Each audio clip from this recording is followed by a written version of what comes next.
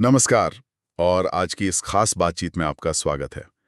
आज हम एक बहुत ही दिलचस्प जापानी कॉन्सेप्ट पर बात करने वाले हैं, इकिगाई। आपने सुना होगा शायद। कहते हैं कि इसमें ना खुशी, एक मकसद और एक लंबी भरपूर जिंदगी का राज छिपा है।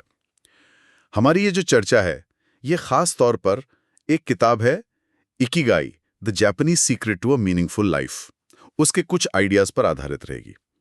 कोशिश ये कि हम गहराई से समझें कि ये इकिगाई आखिर है क्या, कैसे हम अपनी लाइफ का पर्पस ढूंढ सकते हैं, रोज खुश रह सकते हैं और मतलब उम्र चाहे कुछ भी हो, दिल से जवान कैसे रहें।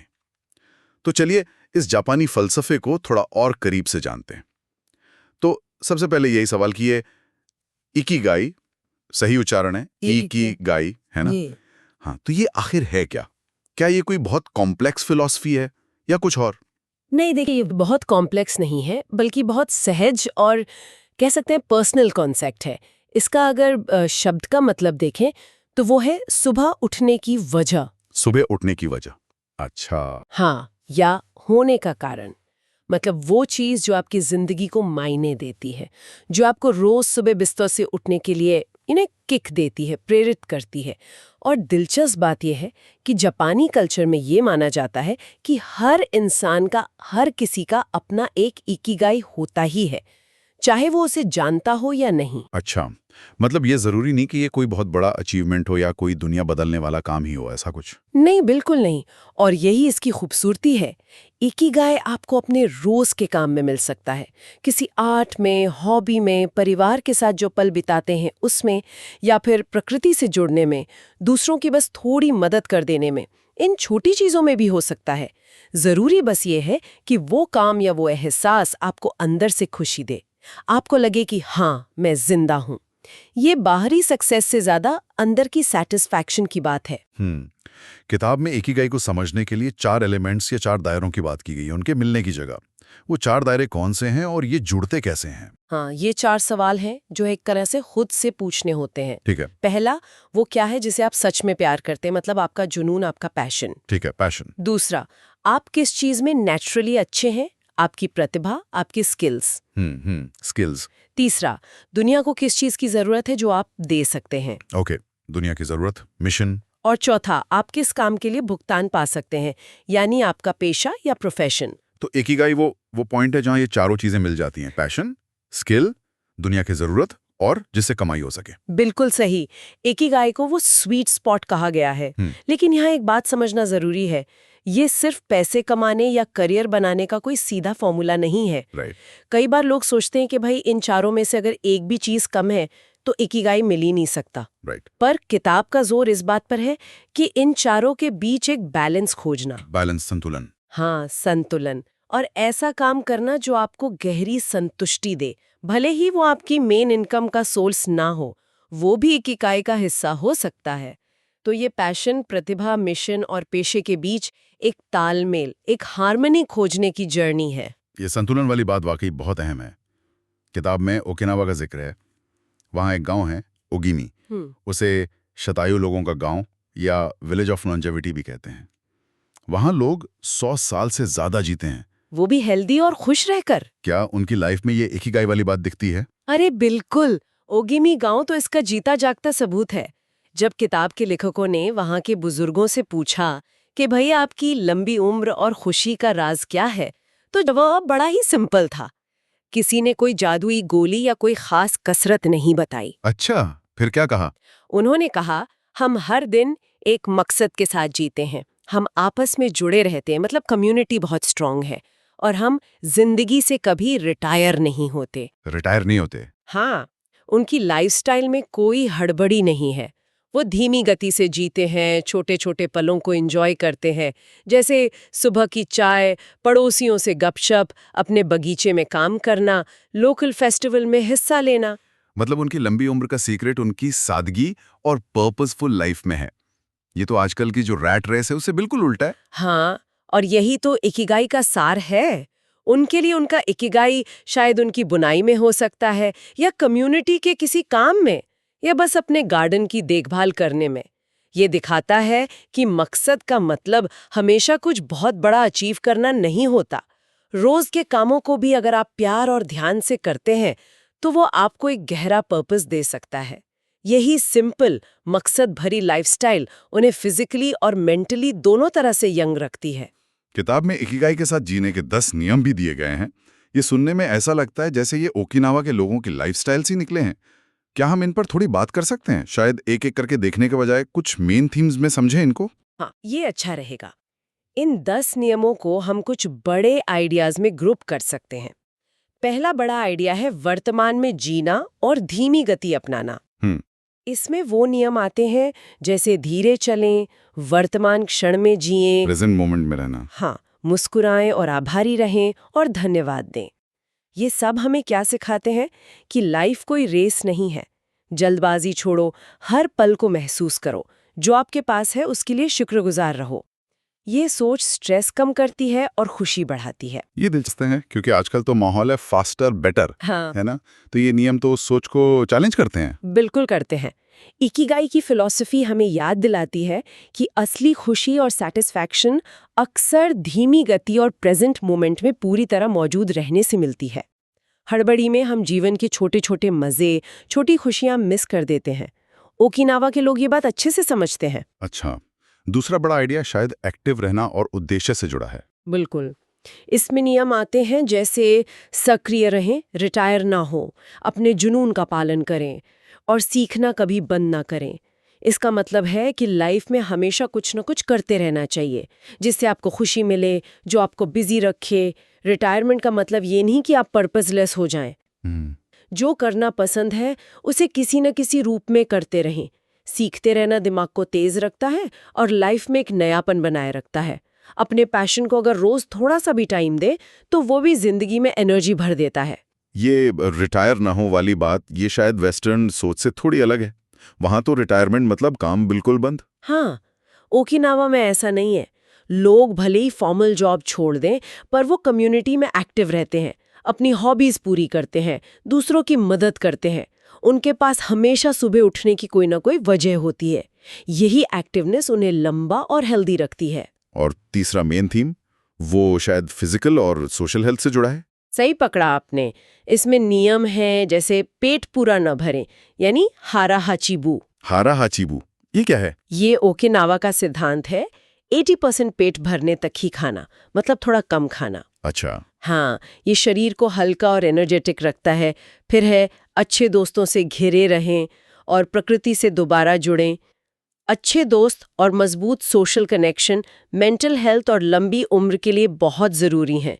अकेलापन सेहत के लिए उतना ही बुरा हो सकता है जितना स्मोकिंग। सच में? हाँ, और नेचर के करीब टाइम बिताना मन को शांत करता है, हमें रिचार्ज करता है। तो ये नियम सिर्फ पर्सनल नहीं है बल्कि हमारे खाने पीने, हमारे रिश्तों और हमारे माहौल से भी जुड़े हैं।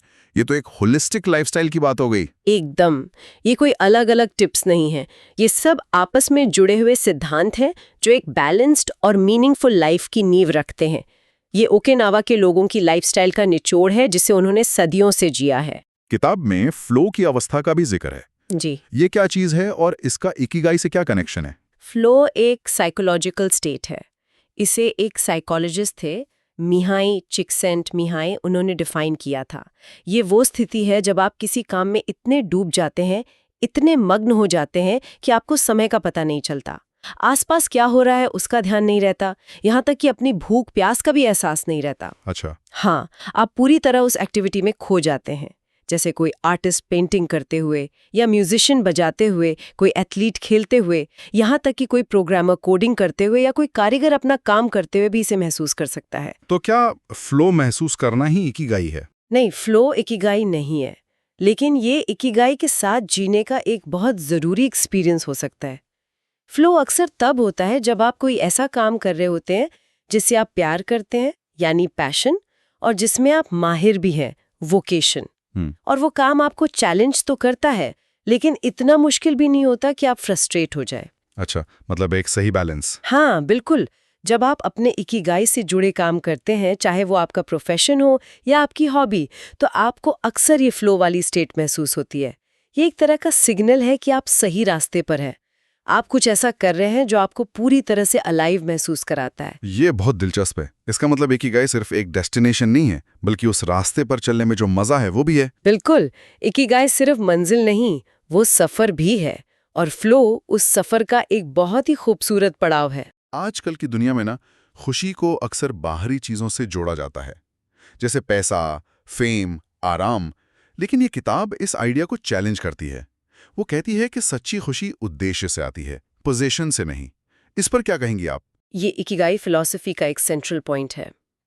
हमारी जो मॉडर्न सोसाइटी है वो हमें अक्सर ये यकीन दिलाती है कि खुशी कोई चीज़ है जिसे खरीदा जा सकता है या हासिल किया जा सकता है। लेकिन ओकिनावा के लोगों की जिंदगी और इकिगाई का सिद्धांत हमें सिखाता है कि जो टिकाऊ खुशी होती है, जो संतुष्टि होती है, वो अंदर से आती है।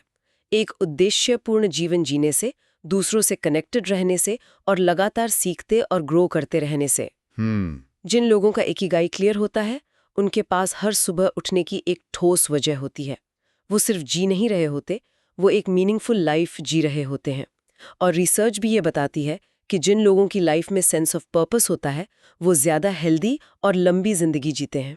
तो ओकिनावा के लोगों के लाइफस्टाइल से हमें क्या ठोस सबक मिलते हैं जिन्हें हम अपनी जिंदगी में अपना सकते हैं? क्या कोई सिंपल फॉर्मूला जैसा कुछ है? देखिए, कोई मैजिक फॉर्मूला तो नहीं है, लेकिन उनकी लाइफस्टाइल से कुछ मेन बातें सीखी जा सकती हैं जो बहुत प्रैक्टिकल हैं। पहला, सादा और नेचुरल खाना। ज्यादा सब्जियां, फल, साबुत अनाज, कम मात्रा में मछली, प्रोसेस्ड फूड से दूरी। Simple food. हाँ। दूसरा, लगातार हल्की फुल्की कसरत। मतलब जिम जाना जरूरी नहीं, बस रोज की जिंदगी में एक्टिव रहें। चलना, बागवानी करना, सीढ़ियां चढ़ना। Natural movement. ओके, एक्टिव रहना।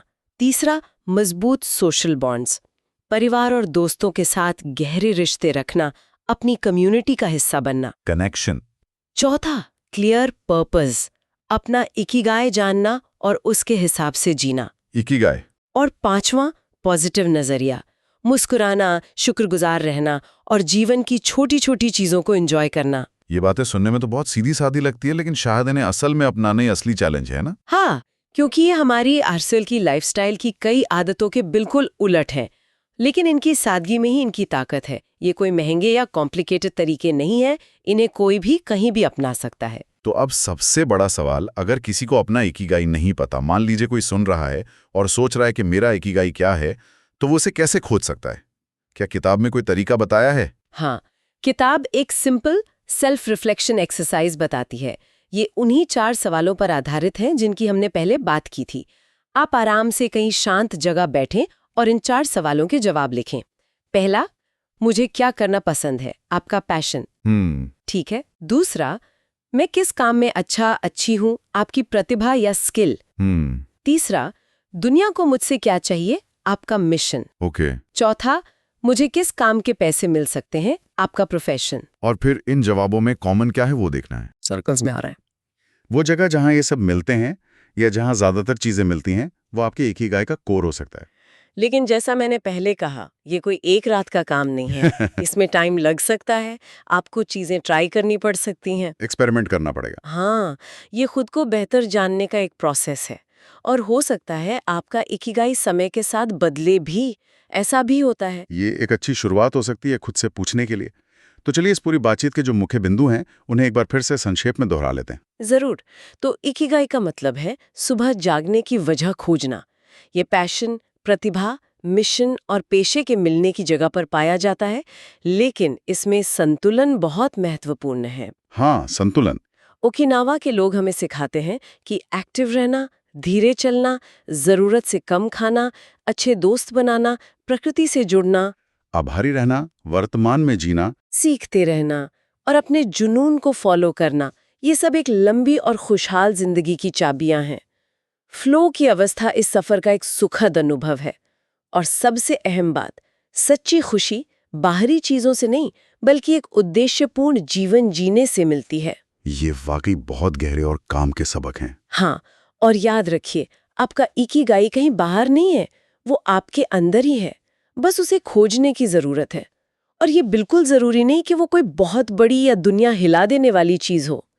जीवन की छोटी छोटी खुशियां रोजमर्रा के काम जिन्हें आप प्यार और ध्यान से करते हैं, वो भी आपका इकिगाई हो सकते हैं। चाहे वो बागवानी करना हो, पढ़ाना हो, किसी की मदद करना हो या बस अपने परिवार का ख्याल रखना हो। मुख्य बात है उसे निरंतरता, प्यार और कृतज्ञता के साथ करना। जैसा कि किताब में कहा गया है, केवल सक्रिय रहना ही आपको 100 साल जीने की इच्छा देगा। तो आज के लिए सोचने वाला सवाल यही है, ऐसी कौन सी चीज है जो आपको सुबह बिस्तर से उठने के लिए प्रेरित करती है? आपका इकिगाई क्या हो सकता है? शायद इस सवाल पर सोचना ही उस दिशा में पहला कदम हो, क्योंकि जैसा कहा गया है, एक बार जब आप अपना इकिगाई पा लेते हैं, तो शायद ही कोई दिन आपको अर्थहीन लगे।